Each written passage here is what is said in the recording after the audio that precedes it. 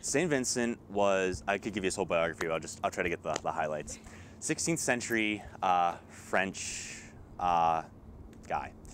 His parents knew that he was clever, so they set him up to go to become a priest. Well, Vincent wasn't exactly all for what the priesthood was about. And he saw the priesthood as a means of getting away from the poverty in which he grew up in. He would tend his family's flock. They were farmers, so he knew the meaning of hard work. So he wants to become a priest to get away from poverty, but he has a conversion experience when he's called to hear a man's confession on his deathbed. And something happens to him, mystical, and he feels converted to the cause of the poor. And so Vincent, he was very well known for his ability to organize.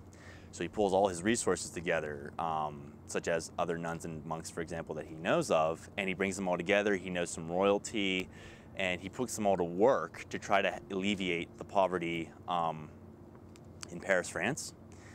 He founded his own order, the Congregation of the Mission, which are the Vincentians. He was the one whose actions inspired the society. Even though it's called the Society of St. Vincent de Paul, it wasn't founded by him. It was founded by a man whom we call Blessed Frederick Ozanam, who was a 19th century law student.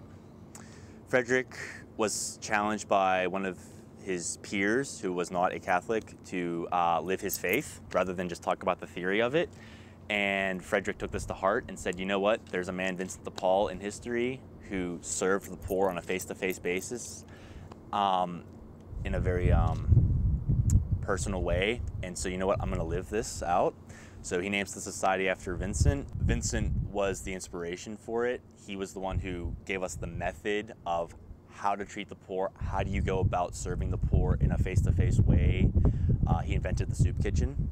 So that's one way in which he is attached to the meaning of the poor, the cause of the poor.